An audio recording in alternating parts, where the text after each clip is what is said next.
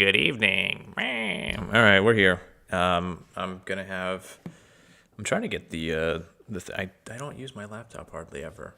So it's one of those things where last week when I had to get it open so I could read the notes for the music, I said I was going to fix the VPN stuff on it so I could keep an eye on the stream while I was reading the notes, but I didn't. So hopefully we'll get it fixed. Otherwise, I'm just going to go through my phone. I managed to do that last week without too many problems. So that way I can keep an eye on everyone here.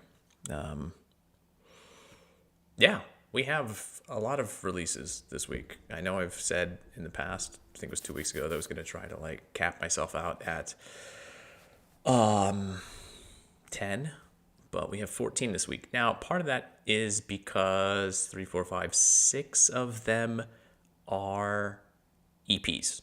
We have a decent amount of EPs this week, and I mean, what are you going to do? There were some good EPs. Just in general, the overall collection of albums that came out this last week, or this last Friday of January, were pretty solid all around. Now, a few of the albums we're going to be talking about tonight came out earlier in the month or in the previous 2 weeks, but we're talking about them now, so live with it, I guess. Yeah, we got 14 albums. I am moving away by and large from the breaking the streams into genres. What I'm going to be doing is obviously opening up with EPs. So I'm just going to do all the EPs out of the way because, again, as I've said, I think EPs are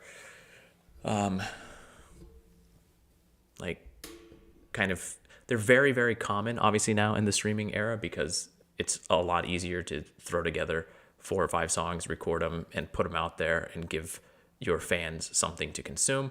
It's also a lot easier to make that a more cohesive and powerful product. But then when we get beyond EPs, when we get into what I call the minis, and again, I have to put this out there, EPs by and large are anything that are under 20 minutes. Minis are anything from 20 to 30 minutes, and then anything over 30 minutes is a full-length album, in my opinion. Again, that's just the breakdown. That's how I'm doing it. I know there's probably some discussion to be had. In fact, we can even kind of take a look at one of those albums this evening, which I am labeling a mini, but which I think is, but which I think a lot of people would probably call an album. But yes, the end, or the second half, once I get beyond EPs, it's going to be albums mixed with those minis. I think, generally speaking, I'm going to try to keep the minis separated from the full lengths if possible, but in certain situations, sometimes a mini album, even though it is shorter than a full length LP, just has a lot going for it. And like we're going to talk about a little bit later this evening, I think in some of those situations, if the artist just sits down and does a little bit more work, it would be a full length. But let's not dally any longer. Let me go ahead, get everything set up. We're going to start things off this evening with an album, with a release from a delightfully titled group called Diablociraptor. I mean, it's one of those names that looks good in concept, like Velociraptor, Lociraptor, but Diablociraptor, I guess. I don't know. It's a little bit awkward, but I do like the naming concept there. And here we have 1914, but with Roman numerals, so we're into some sort of serious territory. This is part mellow death, part kind of blistering black metal, maybe blackened mellow death if you want to get super technical and specific. This is a debut EP out of a group out of St. Petersburg. It kind of feels like they're not quite sure what their sound is, but that's okay because both sounds that they're going for here are well done. So just, I guess, brace yourself. This is it's metal. We're starting off with metal, but again, we're not doing the genres anymore, so it's kind of a grab bag at this point in time. So I guess brace yourselves. I don't remember. Yeah.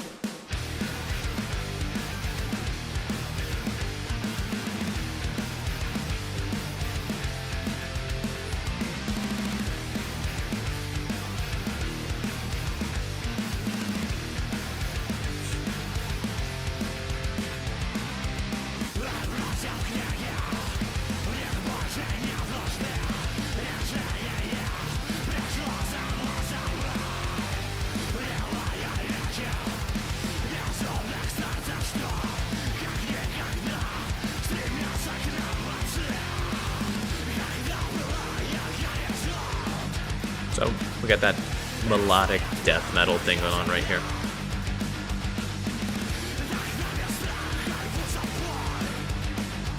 Yeah, I mean, it's kind of a little bit of that In Flames style melodeath as well, too.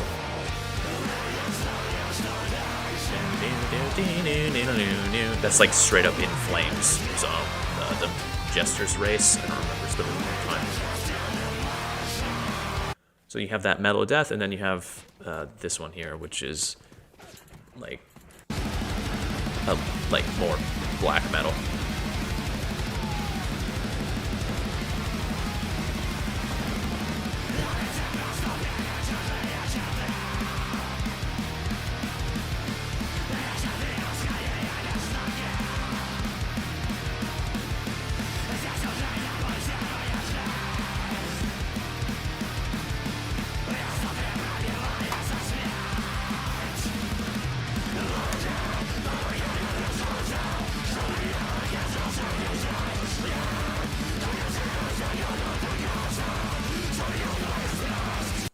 Okay, I think, we're good. We're good. I mean, I like it. People who like metal like it, but I think people who are not me and who don't like metal don't like that. And you all get the idea. So again, it's not quite like they have the sounds are similar. They're slightly different, but it's a good start. It's a short little EP. So if kind of metal is your thing, then I would give it a shot. Honestly, the third track is just like an instrumental thing. Again, it's going 1914. They're going for like a World War I type of thing. Iron Sun's Trench Mud. And the album artwork definitely makes it all pretty clear. But that is the EP 1914 by the group Diablociraptor. I got it the second time. Okay, moving on. We are staying with the kind of rock thing, but this is the album Безделье и мечты, or the EP Безделье и мечты by the group Project. This is one of those where, again, you can see it is listed as an album here, but it's like under 20 minutes. I know it's 7 songs long. This does feel like it has the makings of an album, but I can't, anything that's under 20 minutes just feels like way too short for me to. It's such a flash in the pan. That's not the right phrase, but it goes by very, very quickly. Now, also, interesting album artwork. I don't really know. Безделье is in Russian, is like kind of not doing anything, slacking off in dreams. Безделье и мечты.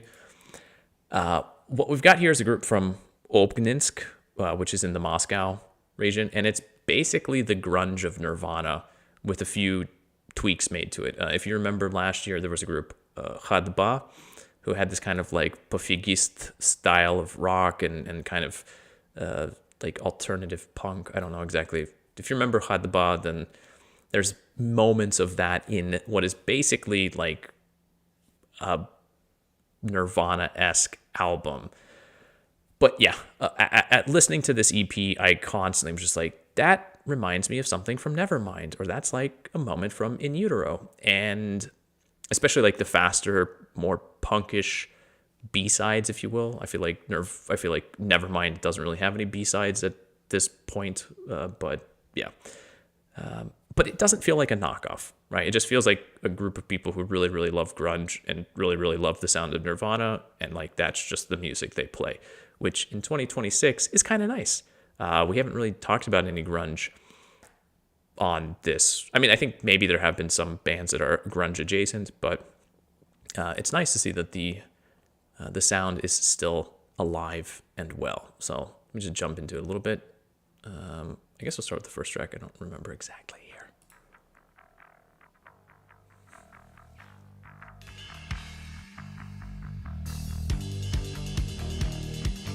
That guitar tone, right?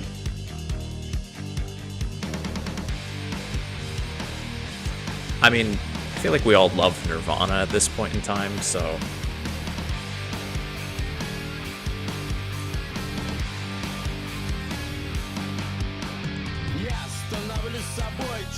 But the vocal delivery is so similar to Hadba.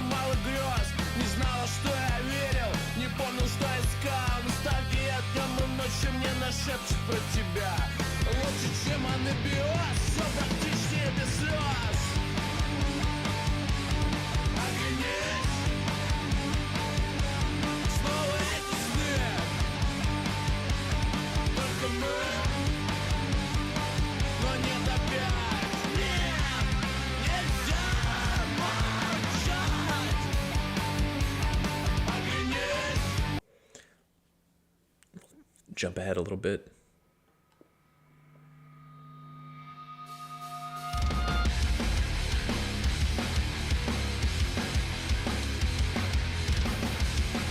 Again, not quite poly, not quite territorial pissings, but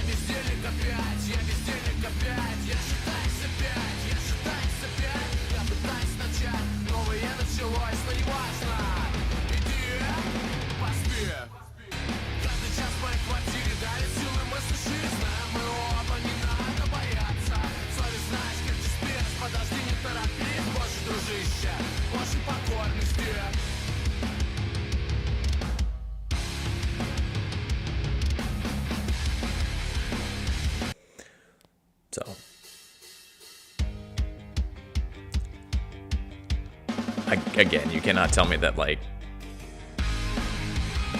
that's not inspired by Nirvana.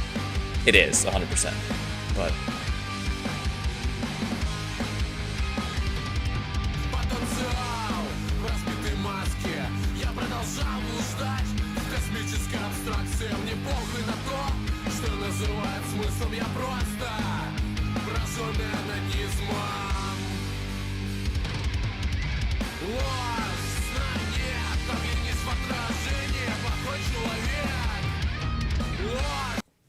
so again, you get the idea. I wanted to kind of hit a few of those moments in there that I feel like really highlight. There are others in there as well too that will, again, like I said, have you recalling tracks from Nevermind or In Utero. I mean, again, I feel like Nirvana is one of those bands in 2026 that everyone recognizes and everyone has heard extensively, but probably I don't know. I feel like I can't remember the last time I actually sat down and listened to a Nirvana album. But playing through this, it was just like, oh yeah, there is something like it makes you want to go back and re-listen to Nirvana, but at the same time, like it's good enough on its own that like you don't really need to. So that is the EP Безделье and Безделье и мечты by the group Project. Yeah. Moving on, we have now here it is. I do love the album artwork here. I think this is fantastic album artwork. Don't know what's going on, but it's just like it's very eye-catching. It's the EP Страх, чего-то большего. Sorry, Страх, чего-то большего. Or большого. Yeah, большого. I'm screwing it up already. That's my bad. This is the group КРУПНОГАБАРИТНЫЕ ОТХОДЫ. And this is kind of emo post-hardcore, which just you'll get it when I play it a little bit. It starts out with this like strong Modest Mouse energy around the sort of Lonesome Crowded West era, but there's something smoldering under the surface here. A little bit of some Midwest emo on the second track, something a little bit threatening on the third track, but then on the fourth track, it's just this sort of vulnerable and kind of pathetic sound. The final track too, Superman, is all about somebody jumping off of a building to their death, obviously. So that's like a really a real pick me up, if you will. It's the gamut of emotion. Yeah, I don't know. It's all over the place, but I'll just play a little bit and kind of get in. I'll start with the first one and kind of go with that Modest Mouse-esque sound that I was alluding to. Again, if you know that sort of earlier Modest Mouse, I think again, it's just like something in the guitar tone and the space.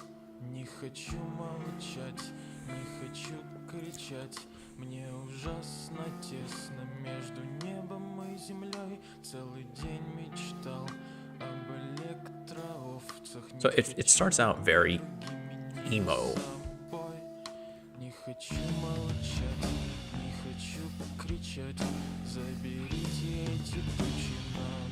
But again, that tension, that aggression, that something, like I said, smoldering under the surface is already here.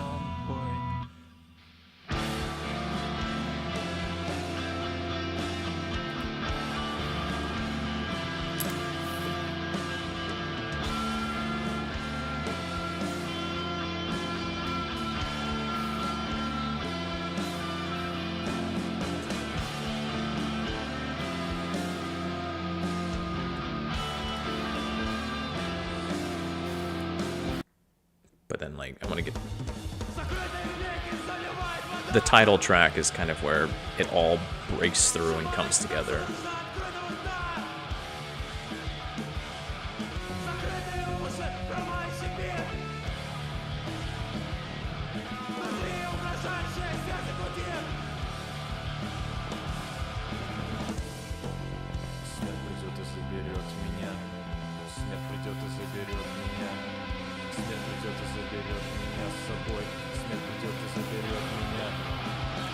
So, like, again, musically, there's a lot of that post-hardcore happening.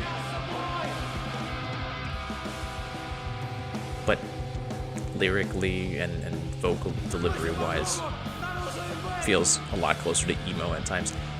We could also probably have a discussion about screamo, and we will with the next release, but...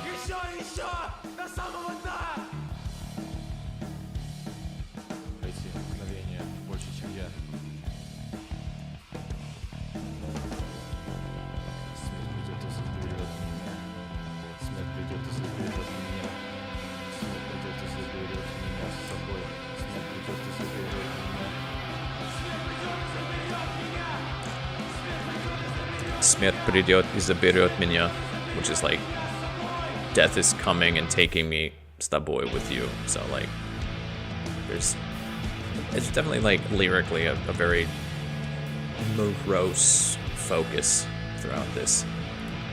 But I hope the track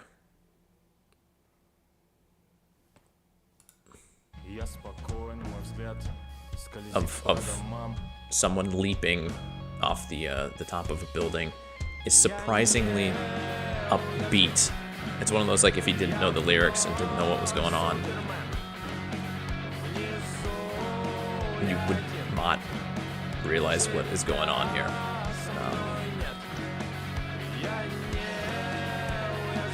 Oh, I like that, Brett. Yeah, the whale, the Pacific Northwest from Modest Mouse.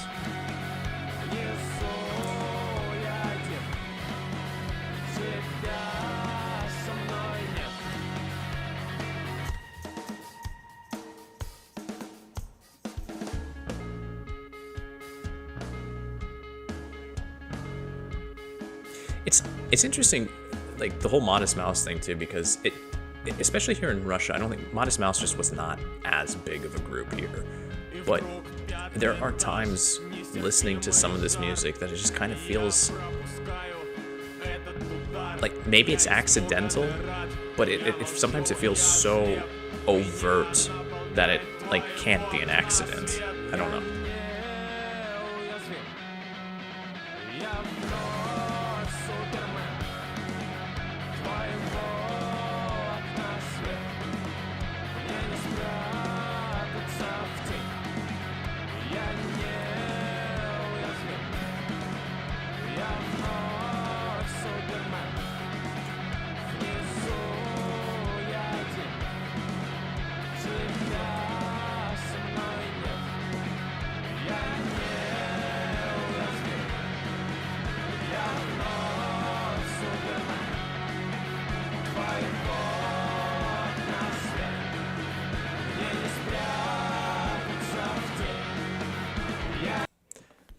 All right, you get the idea. That is, I don't know. It's the second EP from this group. The first one came out about halfway through last year, so this is, I guess, I didn't actually listen to their first EP either. Some people really liked it though. I do remember reading about it. So it'd be interesting to see if their output continues with this pace, or maybe they'll slow down a little bit to try to put together more of a full length, if you will. But yeah, that is the EP Страх, чего-то, большого. I don't know. God damn it. I should know which pronunciation is, but it's, yeah. Anyway. The group is КРУПНОГАБАРИТНЫЕ ОТХОДЫ.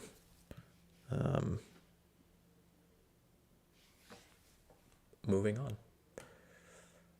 We're moving into another group here that is kind of in that sort of emo post-hardcore space. I actually did a little bit of reading about it because screamo is a term that gets thrown around a lot, and evidently screamo used to be more of a hardcore punk sound, but the term for screamo that I'm more familiar with is what I think the like true screamo heads would probably refer to as mall screamo or pop screamo. But I think it's the one that most people are familiar with. It's like the Taking Back Sunday type. It's basically like the harder sound of emo. But that's basically what we have here. Again, mixed with a post-hardcore sound in terms of song structure. And then obviously the group Bird Bone, I have to point out, is they are something of not kings or darlings or whatever term you want to use of the one of them of the current Russian emo scene. They actually put out a pretty good, I don't remember if it was like an EP or an album a few years back in 2024, Leitmotiv. So seeing them show up here is always so it's like, I don't know, you can see certain groups working with other ones, and that's always a nice sign that you're in for something good. Like, interesting album artwork too. Pretty straightforward, but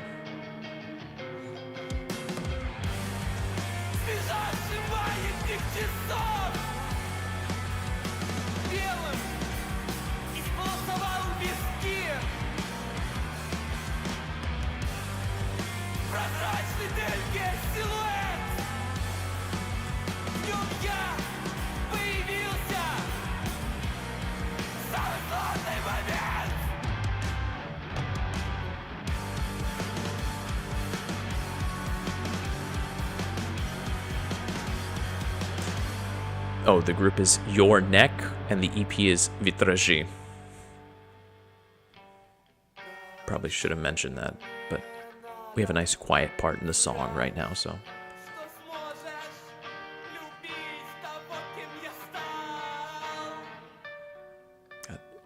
From Ivanovo, which is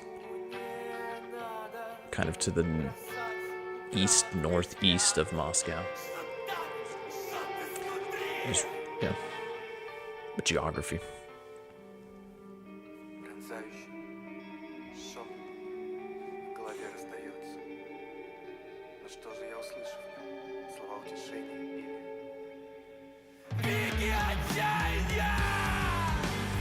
Горечь сквозь годы пронес от каждого паса.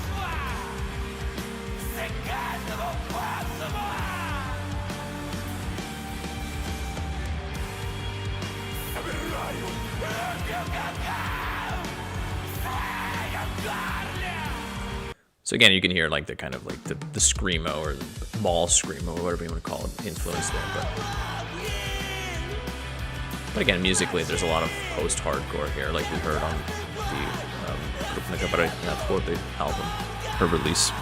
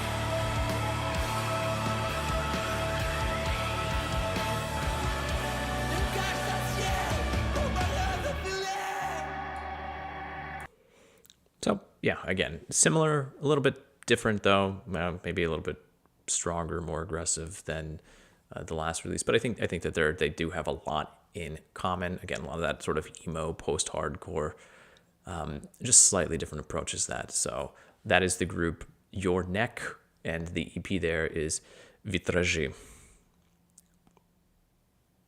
Moving on, we have an odd album here, I guess. The EP, again, it's 9 songs, but it's 18 minutes, and like, again, the first track is just a title, so like, okay, whatever. Anyway, WARVAR is the name of the EP, and the artist is Yesh, which is like you eat in Russian. Last year I talked about a rap group, Velial Squad, kind of like this oddball underground hip-hop type thing. Not quite horrorcore, but it's definitely in that same vein in terms of the raw and unusual sound. That group was kind of doing their own thing, and Yesh is that same energy, but the sound here is more indebted to like industrial sound and electronic sound as well, rather than being kind of like more traditional hip-hop. It's horrorcore, it's scary rap, in the sense that it feels very aggressive towards the listener at times, even when it really isn't.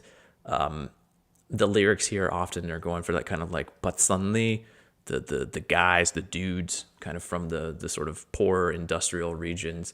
But in the end, it's kind of like what you might call here in Russia polished blatnaya music. It's kind of got like a criminal prison type energy to it. But at the same time, like there are tracks where you could definitely feel that people would be dancing along to it. So I'm just gonna go ahead and jump in. You'll get the sound here pretty quickly. Like very horrorcore here right off the bat. I saw some people trying to compare it to Insane Clown Posse, which like, yeah, I could see that as well too, even though I'm not an ICP guy. Also, this album artwork is kind of perfect for the sound. Threatening, confusing, kind of amusing.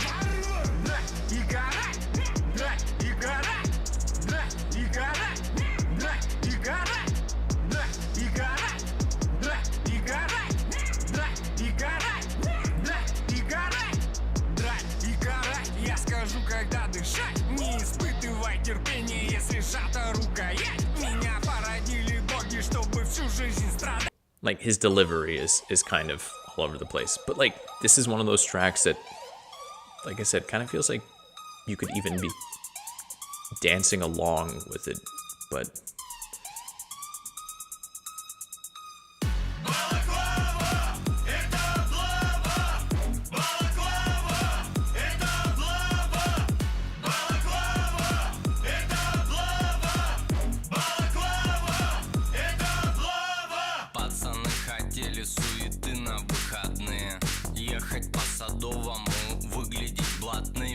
Затонировались, чтобы выглядеть крутыми. Арбузы купили, чтобы выглядели шире. Я у мамы мумия, я у папы мумия. Kind of like little electronic techno thing going in the background. Самые блатные пацаны уже иные. Ожидают вечером структуры силовые. So that was like more upbeat and fun, but I said that there are some tracks that definitely feel just aggressive towards the listener, and like this would be an example of it.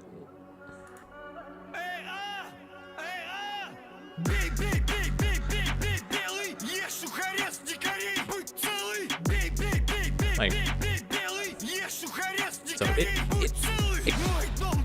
it doesn't walk a fine line. It staggers back and forth across it, but it's, I don't know.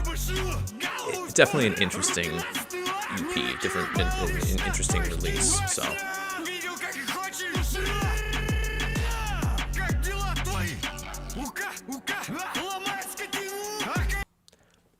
it's out there.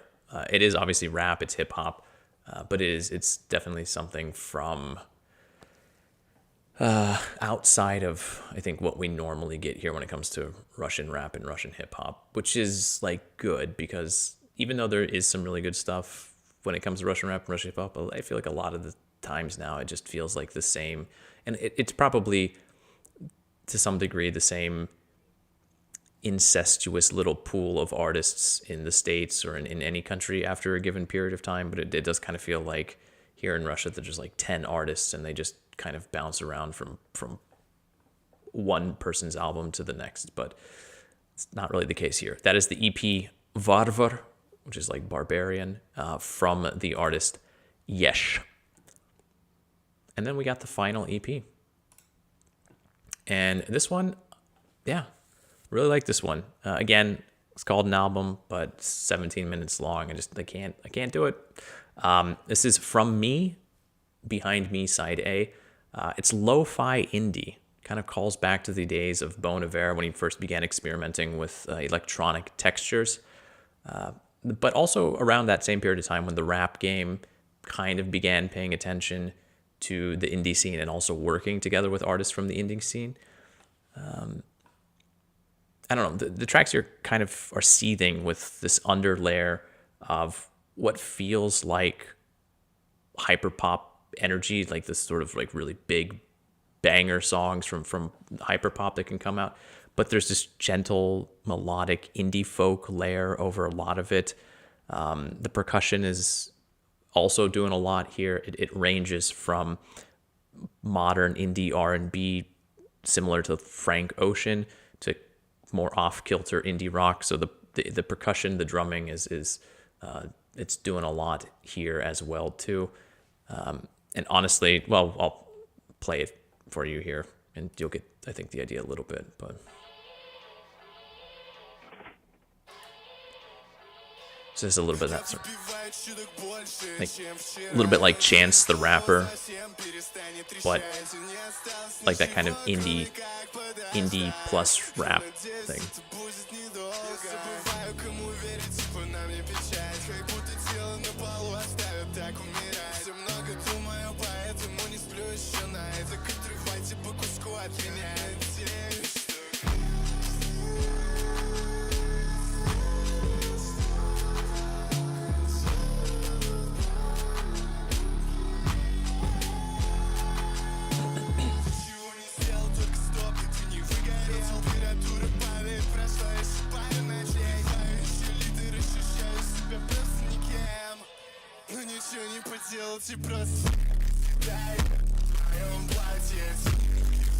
We got the heavy distortion of archive core there, but again, so there's that kind of, like I said, that era of music, but this is more of that Bon Iver with electronic leanings back in the day.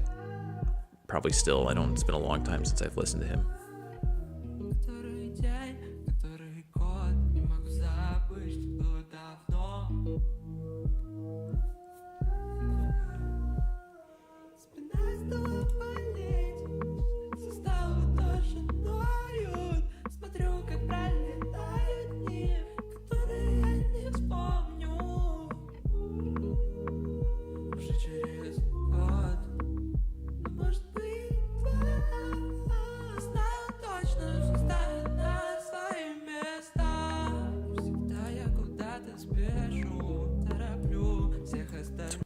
really nice. I mean, like, I love that sound. But then this track right here gave me so much Sufjan Stevens energy. And I mean, like, just like in the instrumentation and the vocal deliveries. And I love Sufjan, so that immediately, like, I was, you can maybe see, I've got my puzzle going down here on the floor. So I was listening to this, doing a puzzle, and like, when this, I had been liking what I had been hearing, but the minute this track came out, I was just like, oh, like, I gotta, like, I had to go see what this was all about, and listen to it a few more times.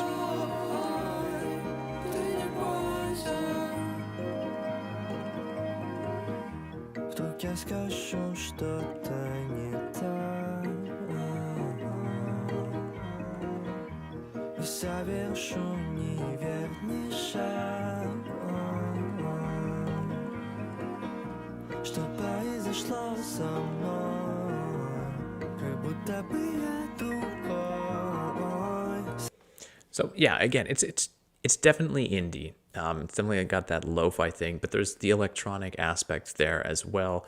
And again, on that third track, Tomorrow is Greater Than Yesterday, I guess is how you would read that. There's also a little bit of that sort of Chance the Rapper, more indie rap thing going on there as well too. So that is the EP Behind Me, side A, from the artist frommee.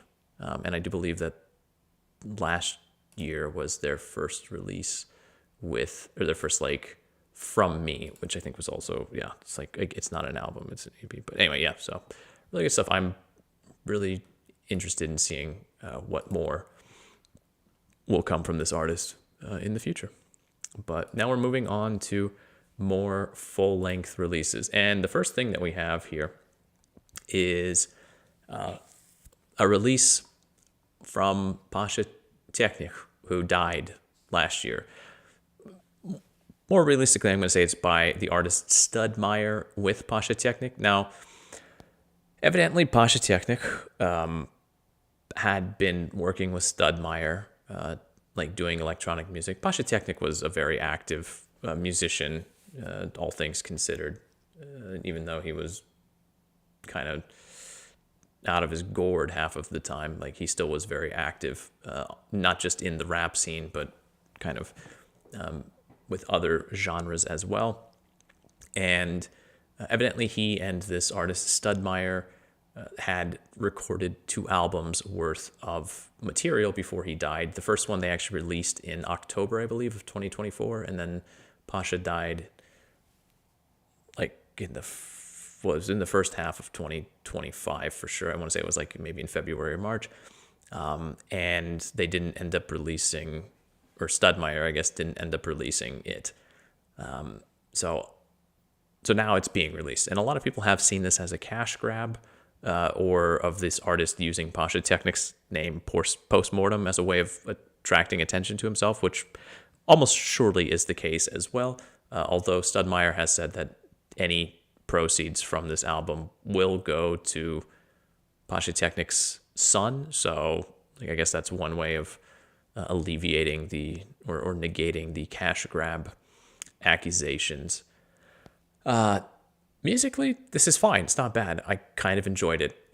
It's a bit long. It's 54. Здравствуйте. End of story. It's a bit long for what it is. 54 minutes, 17 songs. It's basically that really hyperactive 2000s electronic music, punctuated throughout with audio clips from Pasha. I'm assuming that when they were working on the music together, they didn't initially include Pasha like audio clips, but then sort of post-mortem, STUDMIRE went back in and added it as just like sort of some final audio recordings that he had of the artist. I mean, honestly, this probably would have been largely ignored had it not been for Pasha name. And that's probably fair, but I think it's worth a listen, and it is always kind of fun. Again, if you know Russian and if you are familiar with Pasha it's always kind of fun to hear his very colorful and fun types of expressions. But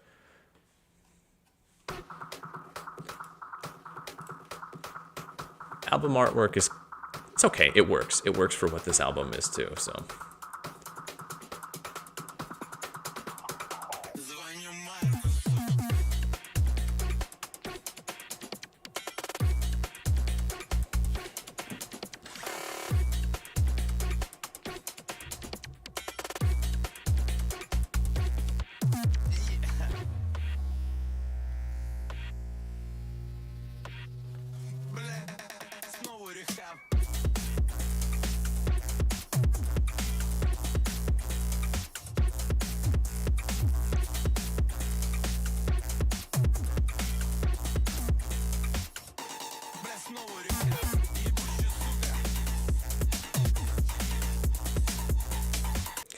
I mean, there is something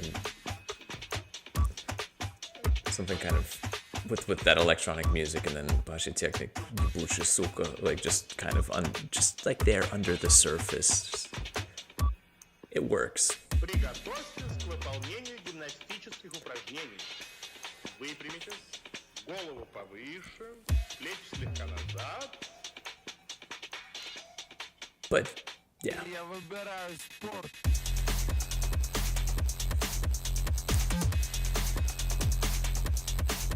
I mean, there's a drive here. I mean, this album kind of goes like this for the full 54 minutes. It just kind of doesn't let up. And like I said, it does kind of start to get a little bit old towards the end. This is one of those albums where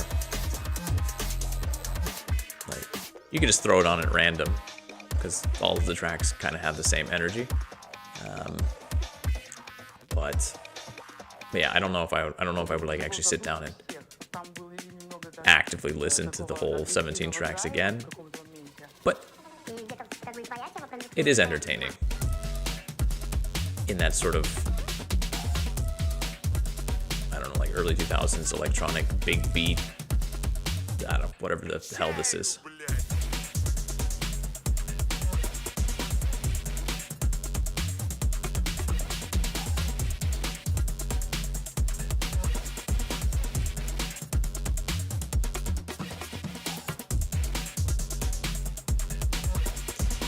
There are other tracks too where there's a lot more Pasha technique. I just don't remember which ones they are because, again, you're listening to it and they do kind of just flow together. But I didn't mention before, I'll do it now, kind of finishing up the discussion about it. That is the album Давай, Завтра, Сегодня by STUDMIRE, Pasha technique, or Pasha technique STUDMIRE, however you want to fit the billing there.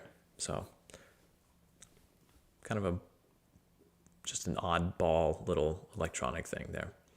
Moving on, we are making a very wild tonal shift. We're going from hyperactive electronic of the early 2000s, that type of sound, to black metal. This is the group WORMSDEN, and the album is Devotion of the Cursed. Now, let's just be like, I'm not a black metal guy. It's not my thing. It's not really for me. But there are certain releases that are done so well that I cannot ignore them, and this is one of them. It's got the speed, it's got the intensity, it's got the face paint, for Christ's sake, and look at the nails in that, like the wrist gauntlet. Like, I mean, like you either, if you look like that, you either have to pull it off 100% musically, or you're a hack. And WORMSDEN do it.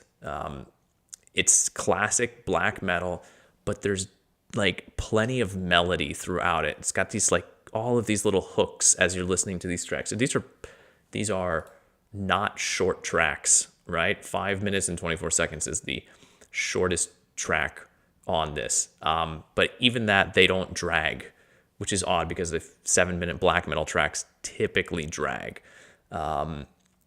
So it's got these little melodic hooks, just kind of pull you in to all the vileness and all the hate and darkness. And yeah, it is.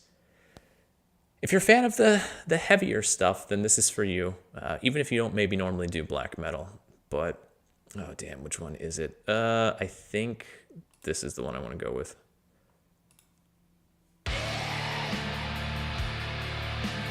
I guess brace yourselves.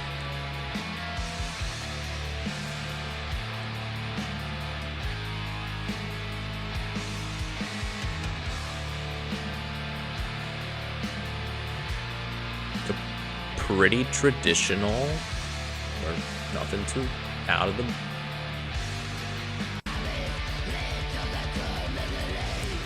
Again, kind of just black metal, right? But like the guitars are playing off each other a lot more than I feel like happens in a lot of black metal releases. So I do want to get into I don't remember where it is. It's a 7-minute track. Like I didn't.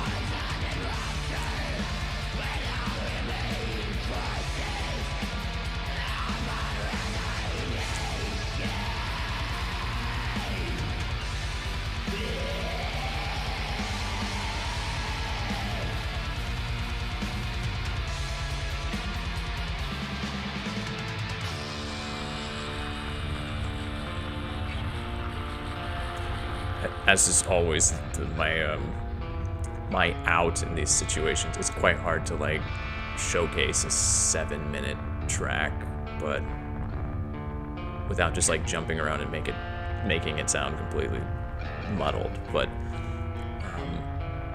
I also kind of have to.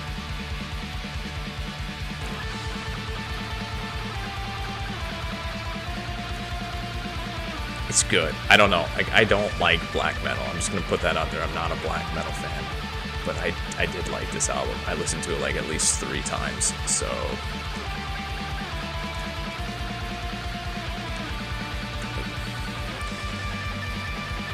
I'm having a good time with it right now too.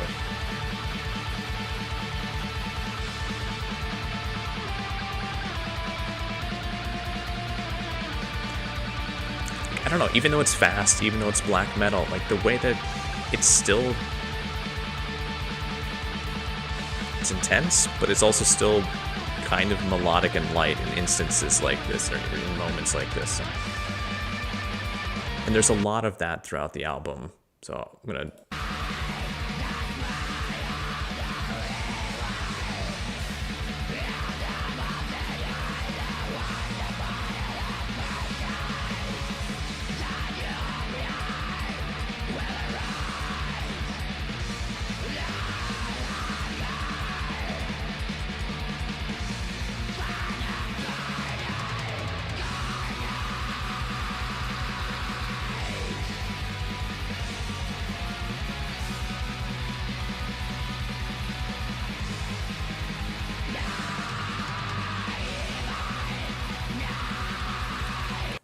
I mean, that's good, right? And I will let everybody know that that is the end of the sort of metal end of things. So you're safe from here on out. But I think if you like metal, even if you're not into black metal necessarily, I do think that there's something here. There are black metal releases that come out and are kind of worth any metalhead's time. And I think that this is one of those. So that is the album Devotion of the Cursed by the group WORMSDEN.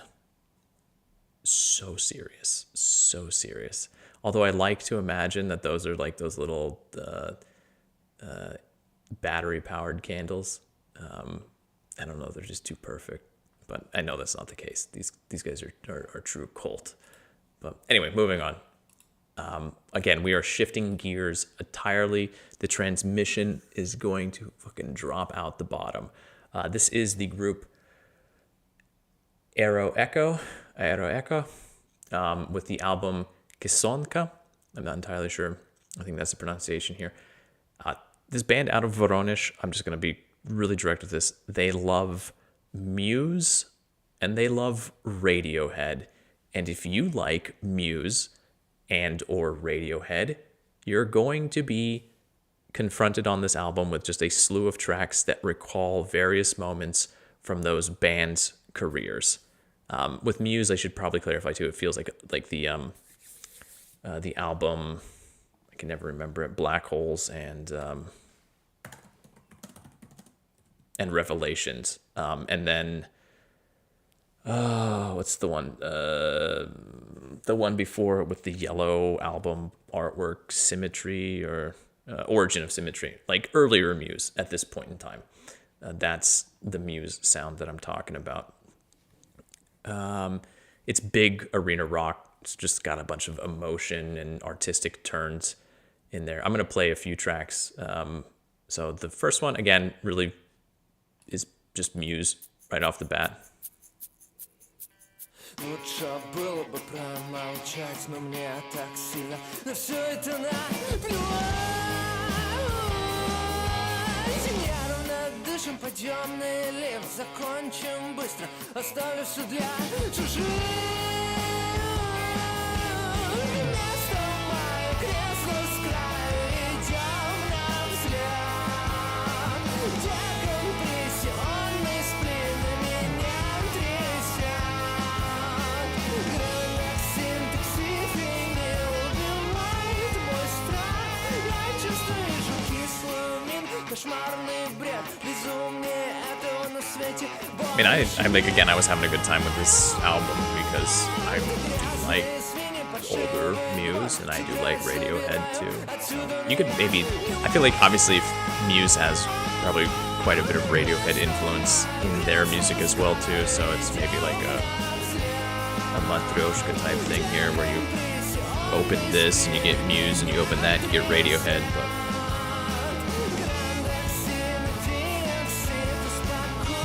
this one, though, reminded me very much of Radiohead and not of Muse.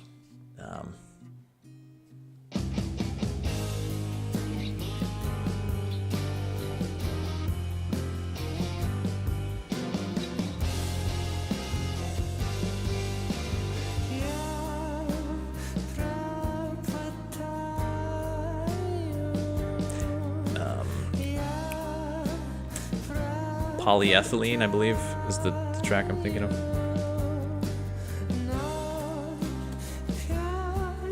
Yes, Polyethylene off of OK Computer.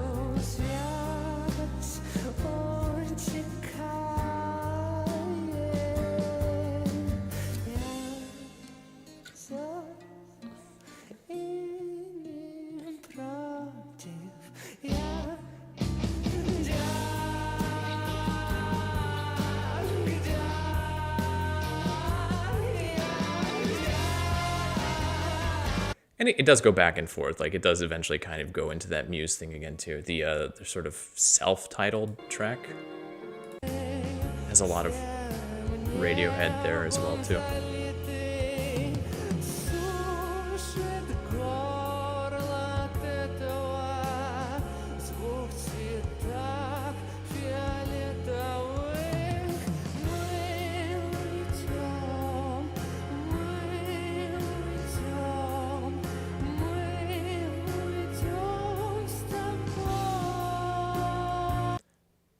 But then you get Muse.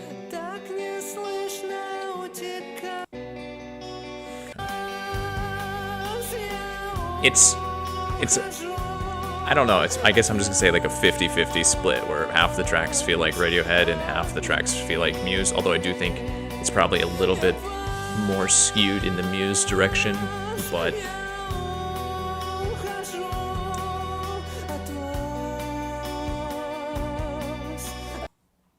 Muse and Radiohead, both really good bands. And like, yes, it's kind of derivative, but again, I feel like I don't really enjoy Muse, their newer music. I do prefer that older stuff, and Radiohead just doesn't really make music anymore, it feels like. So to have a group who's just like, we'll do it instead, I feel like that's okay. So yeah, I mean, if you like those groups, then this is a great album. I listened to it multiple times. I thought it was really good. And just like earlier in this stream, when there was the EP by the group Project, I said reminded me of Nirvana. Like, I don't listen to Muse or Radiohead very much anymore, but those are songs that I listened to a lot in the past and that are very deeply ingrained in my musical memory. So finding something that just like reminds you, first of all, of why those groups you enjoyed so much, but then also gives you a chance to kind of listen to something new by those groups, is always a nice find. So that is the group Aeroecho. and the album is Kessonka. All right, we're at the tab limit, so it means we're getting kind of deep in here. Up next, we are... this is the group Orwell's Magazine with the album TSIKLY, STREKOZ. Yeah, STREKOZ. Screen keeps going back. The press release for this listed off King Gizzard as a point of reference. But this is actually just psych rock. And it feels something that was just like it was cooked up over hours and hours and hours of jam sessions. Just kind of hammered out those jam sessions, refined them into tracks, kind of float around as much as your thoughts do under the influence of various substances, kind of for things to snap back to a key thought or idea, and then it kind of all melts away again, just kind of unnoticed into the next thing. The tracks on this album, which you can see 11 songs, an hour and 5 minutes, they don't actually have breaks. This theoretically could be a continuous mix. So obviously the tracks do break, but they do, if you're just playing it through, they do kind of continue from one into the next. And the final track doesn't exactly loop back around into the beginning, but it ends in such a way that if you had this on repeat, it would just become one long sort of cycle. The vocals here are probably the only thing that might rub people the wrong way. But because this is a psych rock album, they're just not that present across the hour, 5 minutes. There's even a track here, Class 54, which is completely instrumental. And honestly, when the singing does come in, you get used to it. And the rawness, which is kind of jarring at first, does begin to kind of feel like an element that's supposed to be in there. But enough yapping. Let me just...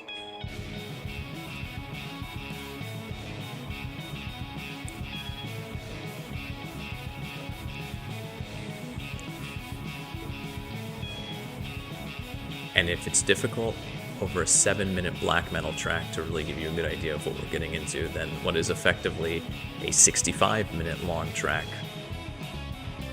is also impossible.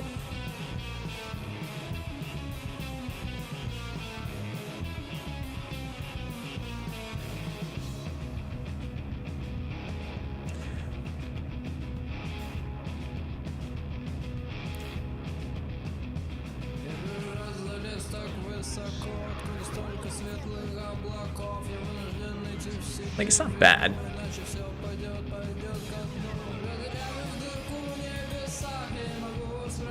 It's actually better now that I'm listening to it again after a break, so maybe my critiques of the vocals were a bit unfounded.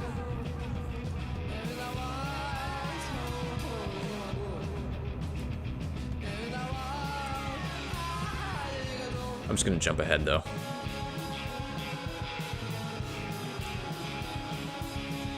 It just goes.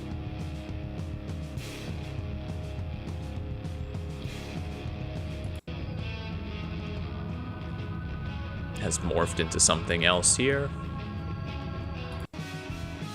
And I want to get to like the transition so that we can kind of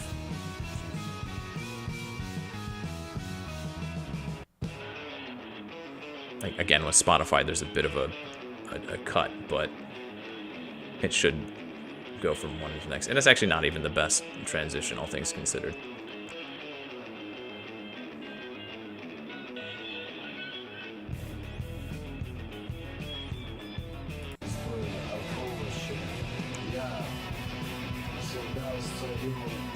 It's a lot. Psych rock is also one of those things too that I think you really have to be in a specific headspace for, or at least the right mood, because I know for a lot of people, if you were to just put this on and be like, oh my, what have you put on? But it's done really well.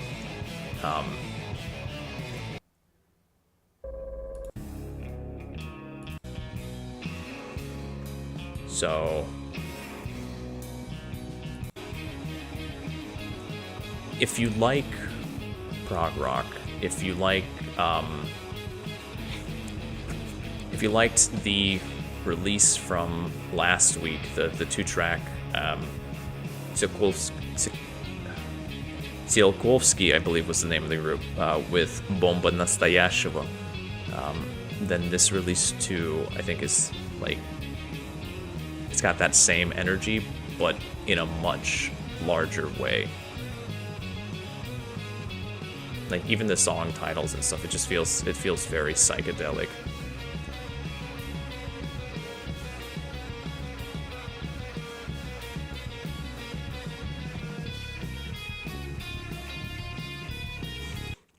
Yeah, I don't know with the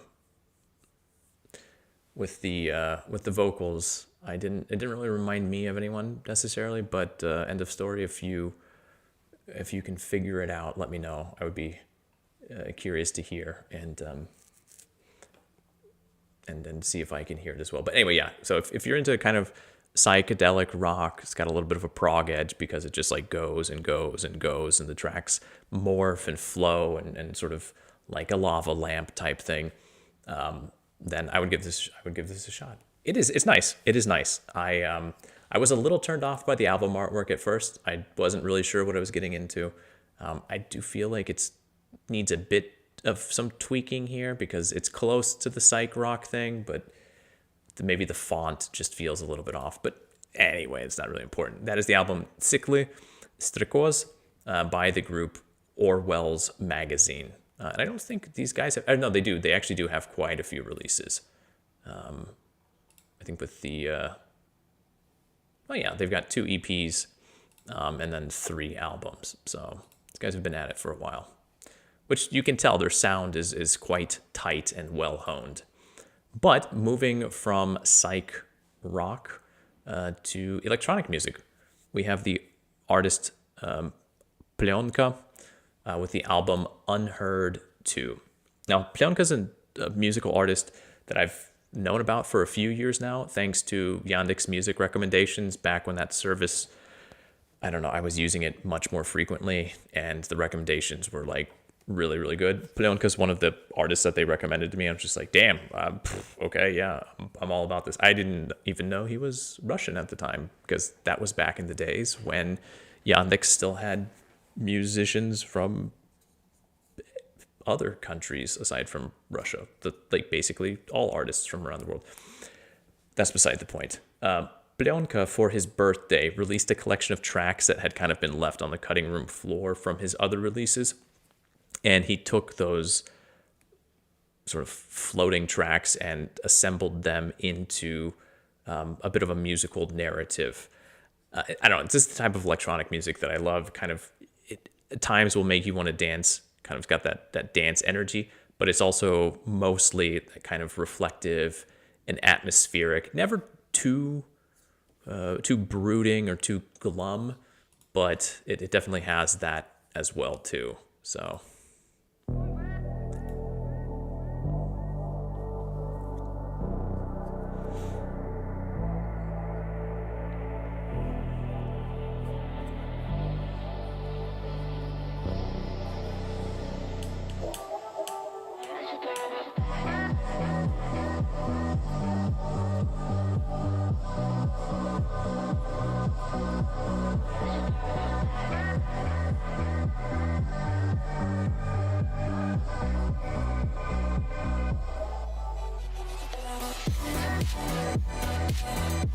So it kind of, starts out with that darker, more mysterious mystery story type of vibe, and now we've shifted into that more upbeat, again, dance track that feels like it's about to go off the rails or unspool.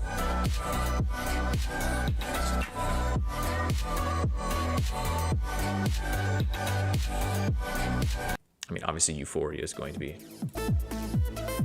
like a more traditional, upbeat. It's got that Euro dance sound as well.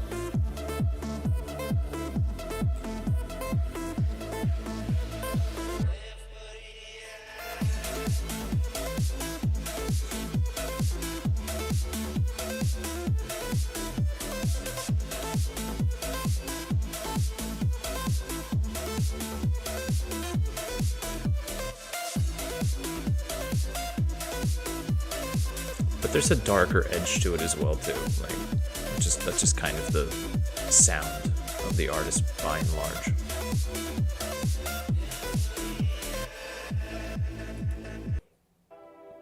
I'll finish with Night Passenger, which has a feels like it's a knockoff of the what is it, Miss Kitten. It's got that like vaporwave. God damn it, what's the name of that track?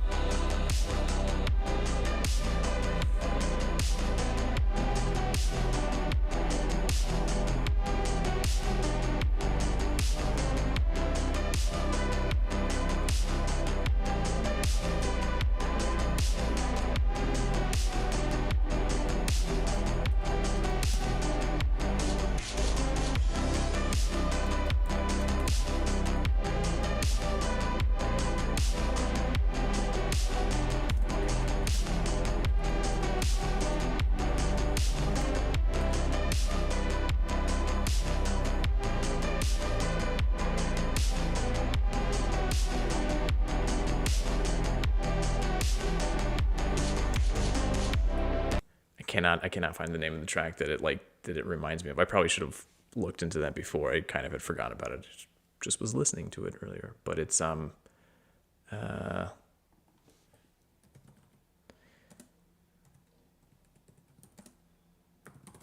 trying to find it right now. After Dark. Yeah, After Dark is the name of the track that it reminds me a lot of, but with a vaporwave version. Anyway, a nice little mini album here. It's got just a nice balance of upbeat and energetic and dancey, with more dialed back and sort of headphone, big city, kind of like what you see in the picture there, kind of like looking out the window for better or worse. But that is the album, or the mini album, Unheard 2 by the artist Plenka.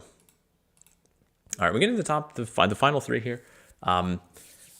This is the album I alluded to earlier, where it's 14 tracks long. This, I think most people would say it's a full-length album, but 26 minutes, just, I can't do it. This is a mini as far as I'm concerned. That's my middle ground delineation, and I think it's fair because when I set out to come up with a middle delineation between EPs and LPs, it was specifically because of the sort of TikTokification of music and the fact that songs have become incredibly, incredibly short when they don't necessarily need to be. And that is the case across this album. As you can see, the longest track is 2 minutes and 21 seconds long. The vast majority of them are under 2 minutes long. Now, I don't want to rap on that too much. This is the album Я не могу не писать музыку. The artist is Cold Carti. I really like this release. I really like it, but I had to rag on the song lengths and the fact that this isn't a full-length album because I think it should be. I think there should be more here. Most people that I saw talking about this labeled it emo rap, which again is a genre where the main artists would be like what, Lil Peep, Triple X Tentacion, Lil Uzi, well, maybe not Lil Uzi Vert, I guess, but Juice WRLD, people who are all dead from overdoses, mind you. I don't really care for those artists anyway. Maybe that's just because they were after my time or because I just don't think music. Anyway, this is another conversation. But I think that the emo rap scene or the emo rap label often has, especially here in Russia, a huge overlap with the kind of indie rap scene and indie music in general. And this album, even though it is like kind of emo rap, feels more like an indie pop album that just kind of ventures into rap territory from time to time, which is not a knock, right? The overall vibe and atmosphere of this album a lot of times reminded me of Saluki with his Diki Vostok. And I think there's probably some influence from that artist here as well, let's be real. This is the type of release though, and this is one of those. I actually listened to just a lot of these albums multiple times this week. This is the type of release that kind of, even though it's about reflections of kind of growing up and going through that emotional phase into adulthood and kind of coming to terms with yourself, it feels like this is the type of thing designed, and let's be real, with TikTok, it probably is designed for angsty teenagers and heartbroken young adults, right? And if there aren't scores of teenagers and young adults who are effectively tattooing the lyrics of this album onto their hearts, then I don't know, this is a missed opportunity. This is just, there's a lot of emotion in this album, but it's done very, very well. The reason I called out the track length is because there are a lot of really good musical ideas here, but they're gone through so quickly. And it's not one of those things where like I expect the tracks to all be 4 minutes long, but it's just like, it would be nice if they were, instead of being under 2 minutes, if they were like 2.5 to 3 minutes. Give some of these musical ideas a little bit more time, right? Utilize the bridge structure in music. It's there for a reason. And it would have, I don't know, like there's just a lot of good stuff here. And it's one of those things where if this is this Colt Carti too, before we actually get into the music, has been doing this for a very long time. He's got 3 albums now, but if you go back to his singles and EPs, like he's been releasing a string of singles and EPs regularly since 2020, if I remember correctly, right? So 2019 even. So like I kind of just want to see a longer, slightly longer, like give the tracks a little bit more, put a little bit more meat on those bones. But as it is, I don't really have, the problem is I don't know where to start. The tracks are all so short that it just kind of feels hard to highlight them. But is this rap? No.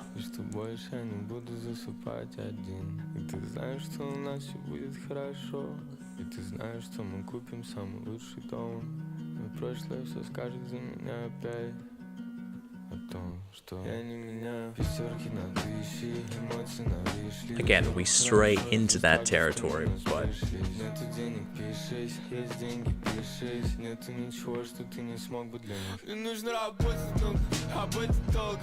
and again, if you're familiar with Saluki's Diki Vostok, then you probably can hear some parallels.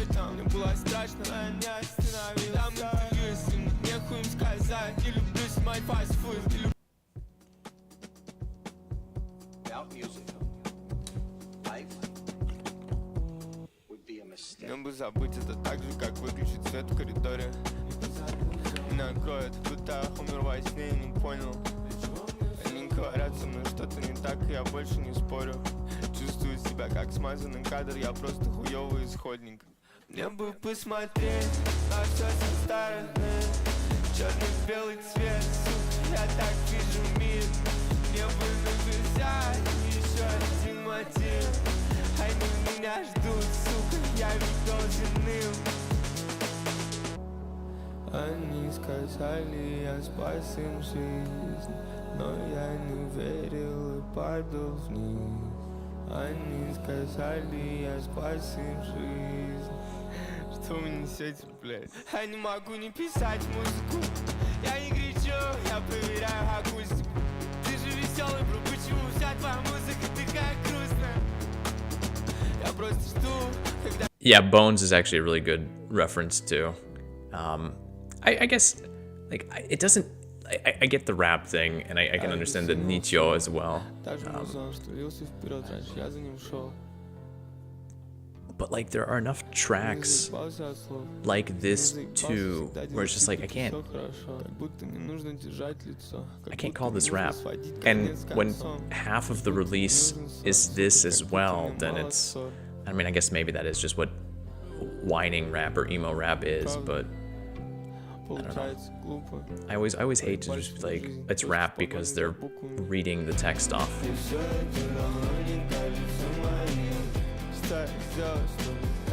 получить, ты все это давно не кажется моим. Что я сделал, чтобы это получить, Я постоянно ловлю себя на мысли, что это само. Yeah, I mean, the vocal delivery I can understand is gonna писать, это мой внутренний долг. not Я так дохуя be написал, everyone's favorite. Просто сложил это в стол.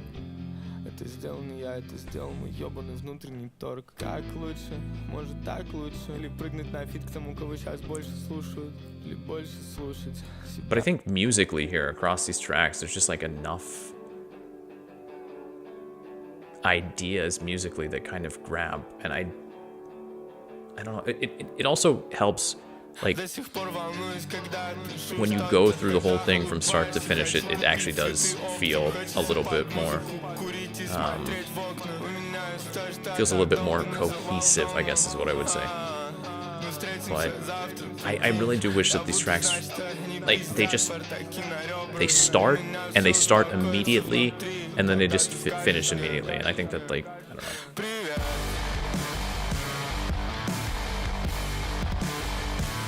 Я здесь.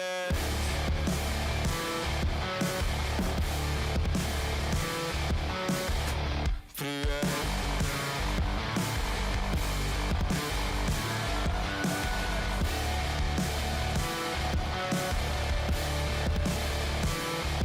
Нахуй проблемы, когда ты рядом могу.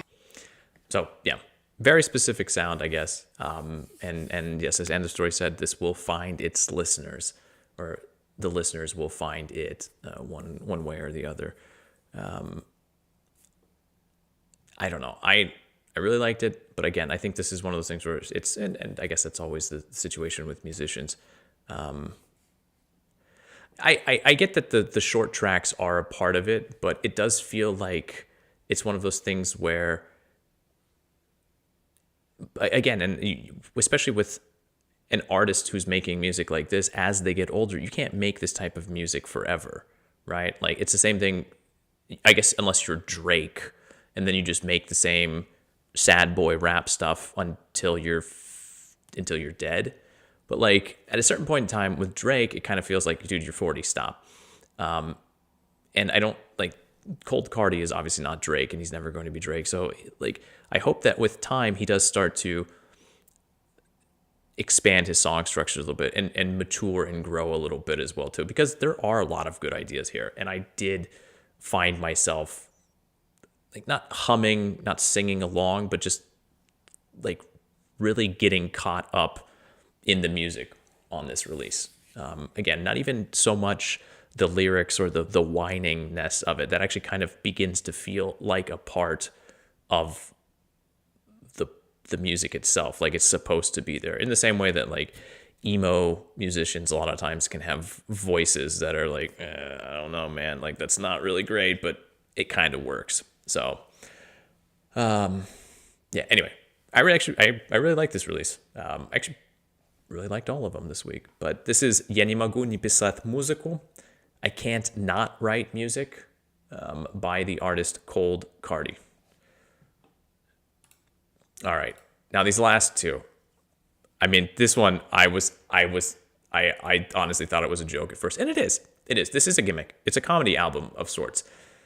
This is the artists Gorilla Glue and Lil NAKAR, with the album Russian Trap House. But this gimmick, this comedy album, is done so straight-faced that I just love it. It has the hard into paint, Waka Flocka Flame gangsta trap sound from mixtapes of 15 years ago. The album artwork looks like it's from a mixtape from 15 years ago. It's got, like, the overabundance of gunshot sound clips and the, like, DJ sort of voiceovers on the tracks here. It feels like a product of the early 2010s, which I love. Lyrically, it's all focused on Russian folk stories and village life, sleeping on the stove, not working, eating at babushka's house, working in the fields, playing the accordion, just, like, everything. Yeah, I'll give Zagi Bok a listen there at the end.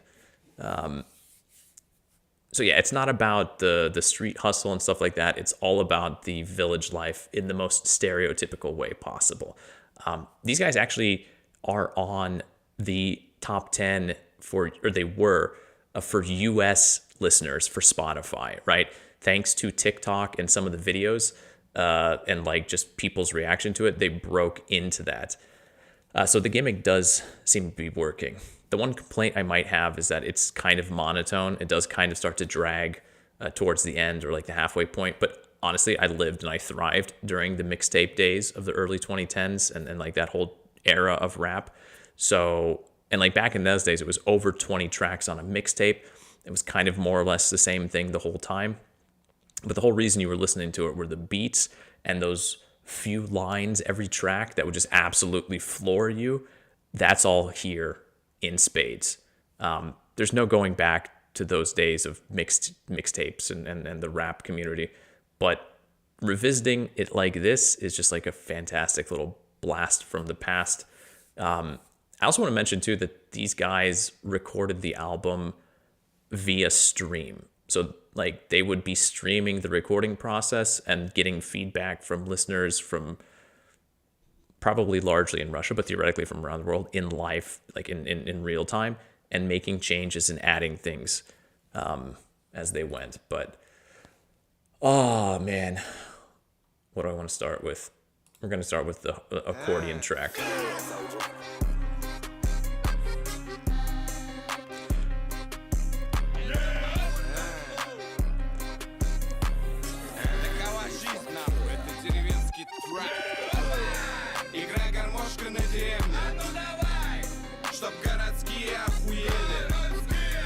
Чтоб все деревни загудели, и басуха трясла избы, и вышибала двери.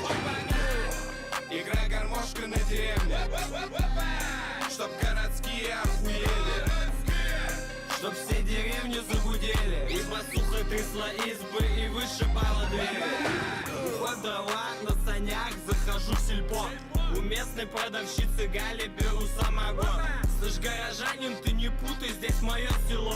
В руках баян, колхозный трактор, будто Юра Хой. Гориллу Глу, 25 на турничках могу. I mean, again, if you're familiar with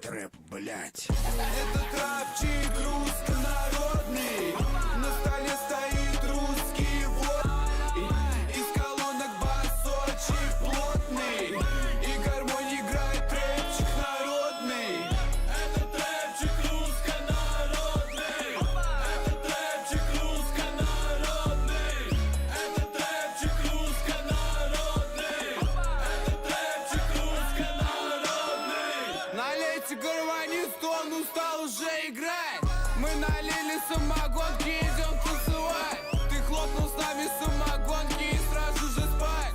Мы возим девок в сеновал, чтобы там их ебать. Мы русские, и поэтому для с нами мы не запиваем самогон, и нам не нужен сок. Да какой нахуй если у нас компот? Мой тетрак был круче, он же путы ебаный в рот. Это трапчик. I mean, just again, if you can understand the lyrics, the lines are just fantastic too. Just like all these weird little references to the walk of flock. Oh, it's just like there's so much here. I love this thing. Little references to country life and aspects of the sort of the Russian villages and sort of. But then the hard and the pain type of Waka Flocka, Chief Keef era of internet rap. Он на печке сейчас макует, ничего не делает, махорку брагу чередует. Настолько крут, что даже ветер на него не дует. Он сваговый парнишка, на нем чишечка джаз дует. Он настоящий хасло, делает пула в сельпо. У нас на застолье нету ГМО. С нами диджей и все биты мясо. Гармошка самогон, это деревня, бро. Attention to the mixtape culture of 15 years ago is so well done here too.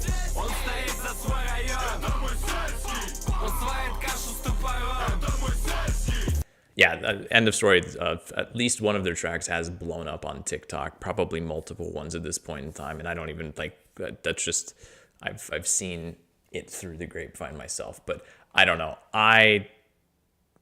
It's not a mixtape. Like, it's not, I guess I'm just calling it a mini album because again, it's 25 minutes. It's a short one, but it is such a fun 25 minutes. Put this thing on, especially if you loved that old era of internet, like datpiff.com, and all of those old, now defunct websites. Goddamn, I used to spend hours trawling those places. But it's got such a kitsch little sound to it as well, too. So that is the album Russian Trap House by the artists Gorilla Glue and Little NAKAR. But then that brings us to the final one, and I think if anybody's been paying attention, you probably could have guessed it by now. This is the album Mrak Ruskого lesa, or the gloom, the darkness of the Russian forest, by the group Шумы Штормовых Широт. I'm not going to talk too much about this. Everything that I loved about their last album, Sny Baltijskого моря, is here, but better. The sound is improved, right? The songwriting is more advanced. There are moments that are more prog-like. It feels like there's, and I don't know if this is, I love Russian Circles. Russian Circles, I've got my Russian Circles tour shirt from when they were here in Moscow the last time. This feels like the guys in Шумы have been trying to figure out a way to mix the sounds of Russian Circles with the heavier prog elements of Mastodon from various iterations of that group's sound. We even have the themed albums. The last one was about the Baltic Sea. Now we have the Russian forest. There's also a lot on this album too that's not directly connected. There's stuff connected to Top is connected to like the swamps, the song of the pike, Licha. Like there are also a lot of things, the witch, a lot of things on this album that are connected to Russian folklore, obviously because that's connected to the forest and the dark, the gloom, the sort of oppression, if you will, of the oppressive nature of the Russian forest up there in the north. Obviously, it's not perfect. I do think there are a few times where the transitions between sections of songs are a little rough, or where maybe like there are on the album a few musical ideas I feel like are a little rough and they could have maybe been tweaked a little bit, but they're minor complaints. And it's one of those albums where the first time I listened to it, it was like I was floored. I came back again. I started to notice those things. It's like maybe it's not quite what I thought the first time. I started to notice because there's a lot more musical ideas on this album than there were on the last one. But coming back to it again, it's like a third time at this point in time, I realized that like it actually does work a lot more. I think the only thing I have to say is that when a third album comes or when the next album comes, I actually hope these are not short songs, but I kind of hope that the guys in the group give the tracks and the musical ideas maybe even more breathing space. Either like lean into the sort of proggier elements that they might be exploring a little bit, or take some of those ideas that feel like they were short little transitions and stretch them out a little bit more. Give them a little bit more time to breathe and evolve as well. But yeah, let me just, I'm just gonna start with the first track because I feel like it's a fair introduction.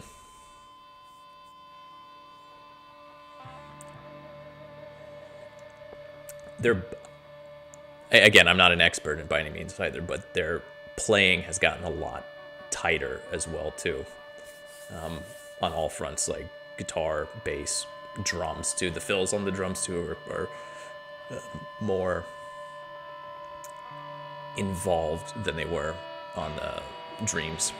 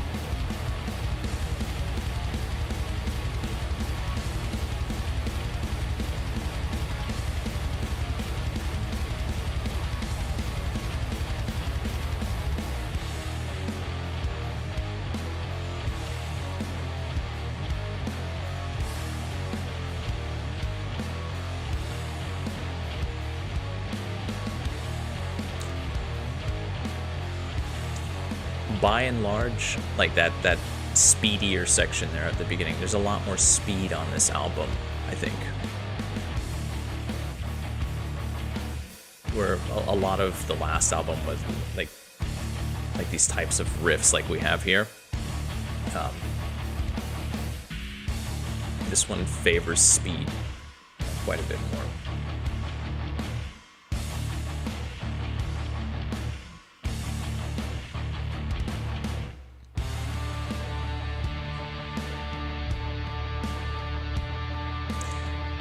I think you could hear a little bit, right? We've had kind of, this is the third musical idea, and we're 2 minutes into the track.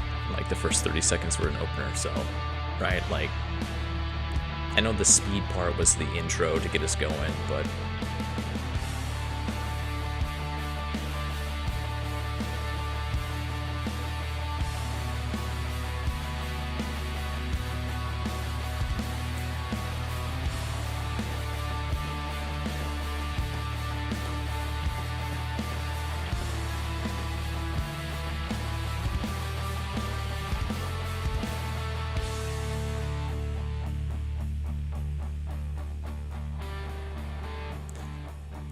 like I said, there's a lot more ideas happening here, and again, just they do come back to ideas and things like that too. That's just like obviously the nature of song structure, but there are times where you kind of want those ideas to roll a little bit more because you're just kind of getting into them.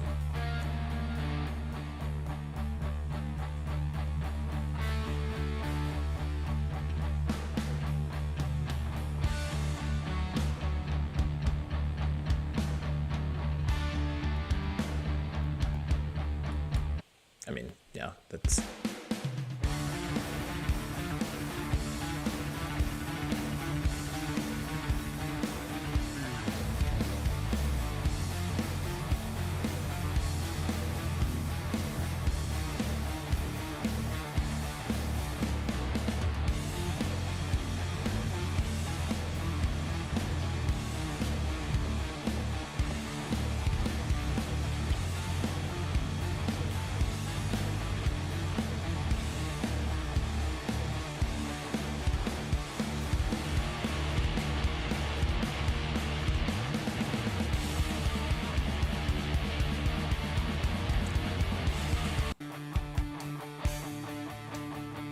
Anyway, it's hard. It's, again, this is like, especially with instrumental albums too, it's always hard to jump around.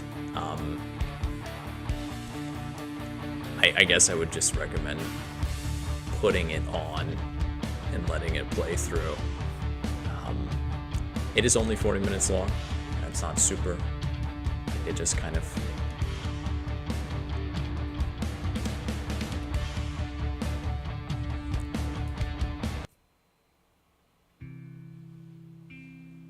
But, and this is the thing, this is the other thing too, is like there are on this album more of these gentle moments too, which, not to say that it was lacking on the last album, or that they were lacking on the last album, but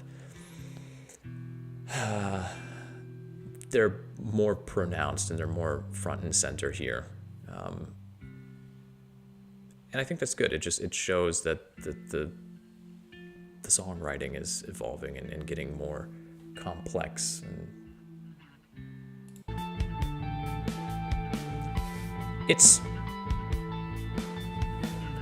it is. And end of story, you're right. Like, it is. It's, you just want to put it on, sit down with it, and let it play.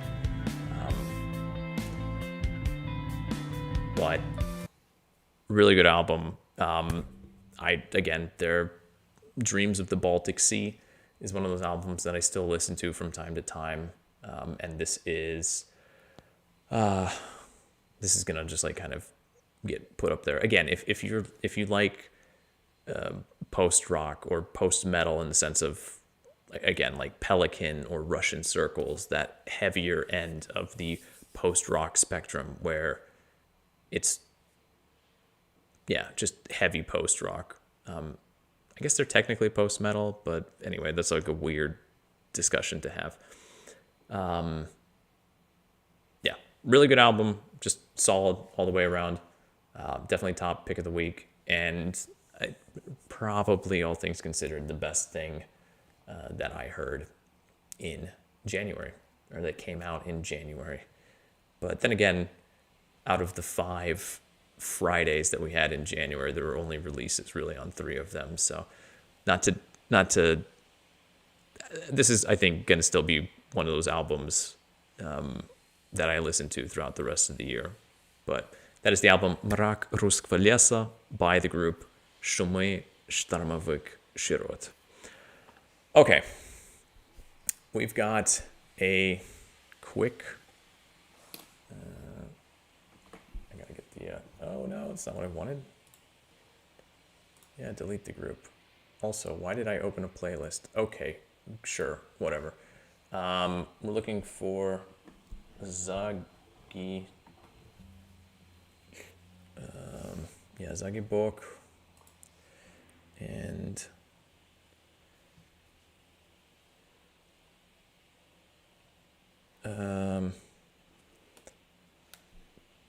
Korotova and Nora. All right, let me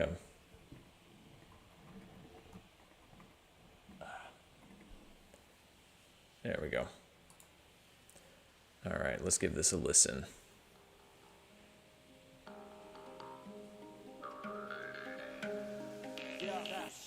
У кого-то день знаки в дипломате, кто-то возле бара наблевал во враге, кто-то ловит вайп на кровати под мияги, кто-то варит основания на аммиаке, премиальный сегмент, современные тренды, по смене гендера эксперименты, сатанисты, перверты, на миске, экскременты, и где в этой таблице, например, ты смерть за закрытой дверью в те огроменные апартаменты, снизу наверх километры на тарелке из последних объедков, обед всем заведует целый комплект объектов, враг в голове, будь ты хоть зигзаг интровертный, кто-то играет в хоккей на траве, кто-то ищет 10 косарей на аренду, вредные испарения, неведомые прежде заболеваний названия, то заживо жжет, то с головой заливает, то бомб соляной, то лихорадка солевая, считает, это так трали-вали, зажили были, или взгляни на проблему шире, кого-то вяжут с поличным в квартире, кому-то вяжут прожилки в инжире. Like, I gotta stop it right there too, because it's like I'm keeping up with the lyrics, but it's one of those things where it feels like if you're an English listener here right now, it's like keeping up with it in the same way that you can keep up with an Aesop rock song, where like you're hearing all of the words and you're getting all the words, but if like you understand that to sit down and actually like unpack everything that's going on, like you actually have to sit down with the text. But yeah, there's a lot of like fun little things going on here. I do like Zagi Bok, and I actually like this track probably better than anything off that other album. I'm not gonna lie, the beat is really good. It's got that weird didgeridoo thing in it, and the flow just, I don't know, it feels better. Камбоджийское ширево зарыто под каждое третье дерево. Знаю дяди, знаю тети, знаю даже дети, найти где теперь его. Стратегия зверя, сфера, клетка Фарадея, уплотненный в материю свет. Мы держим последние деньги на сбере, но творец, но зачем-то по-прежнему верим. И в самой черной дыре есть кротовая нора. Троекратный ура тем, кто этот ребус разобрав не обосрался. И в самой черной дыре есть кротовая нора. Давно было пора, наконец-то все не напрасно. Кто-то воняет носками, кто-то гоняет с братками носками, кто-то оскаленный бросит в нас камень, кто-то как кайф в позе позднего раскаяния. Апокалипсис в разгаре, Вначале нас с вами просканил до последнего на анале волоска. И все еще ужаснее, чем раскрайний. Никто не давал гарантий, стоило заранее знать мораль басни. Будь ты хоть главный по банде или не ебаться гигантские пальцы, жизнь добровольно, смерть обязательно. Договор все подписали. I don't know. Is Zaги Бок still alive? А по сути не насатли, маленькие детали в эпизоде спектакля. Кто-то юзает назальные капли, кто-то есть прескуранти на сайте. I guess, yeah, he is. Yeah. Because 2025. Yeah, I think I knew that, actually. That was my bad. It feels like he hasn't really put anything out in a while. Хоть в свадебном наряде ты посреди кинотеатра зарядье, блядь, пойди и найди себе занятие. И в самой черной дыре есть кротовая нора. Троекратное ура тем, кто этот ребус разобрав не обосрался. И в самой черной дыре есть кротовая нора. Давно было пора, наконец-то все не напрасно.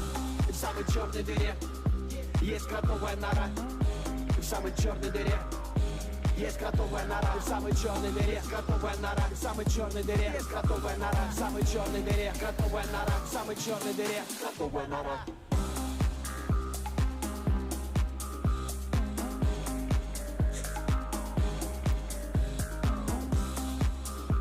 Yeah, it's interesting. I mean, it feels like he's one of those rappers that, I mean, obviously from you end the story, but I heard him suggested by other people, either in the comments section or in another stream, and it feels like that's, like, as a rapper who I just have never run into online, or it feels like he's got a pretty heavy presence here in the game, the scene, whatever you want to call it, but he's been quiet for so long. It's kind of a question. Yeah, it's a really good track. I really like that.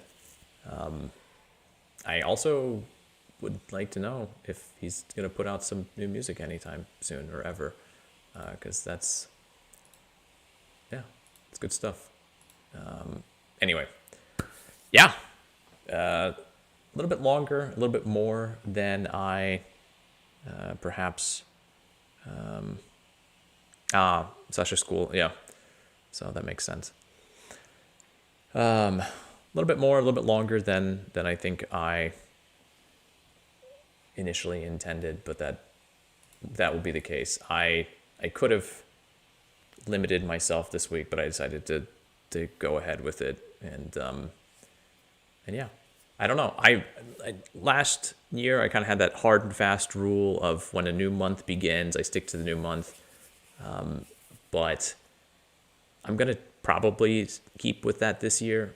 But I've also realized that there are a lot of albums that people only discover a few weeks, like especially if they come out the last Friday of a month, that only get discovered like a few weeks after the fact. So I'm going to try to be a little bit more flexible. I also don't know what the release schedule is like coming into February. So, and I do know that there are some albums from January that I had listened to that maybe I'll talk about, but I guess it doesn't matter to you.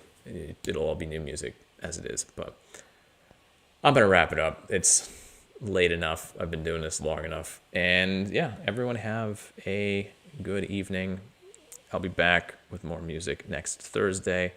And as you know, I'll be back with the news on Sunday and Wednesday at 9 p.m. But everyone have a good evening. Hopefully you found some new music. Yeah, go listen to the Шумы album in its entirety. It is definitely worth it. But yeah, good evening, good afternoon, whatever time of the day it is. Y'all take care of yourselves. I'll see you the next time I see you, and until then, пока-пока, спокойной ночи.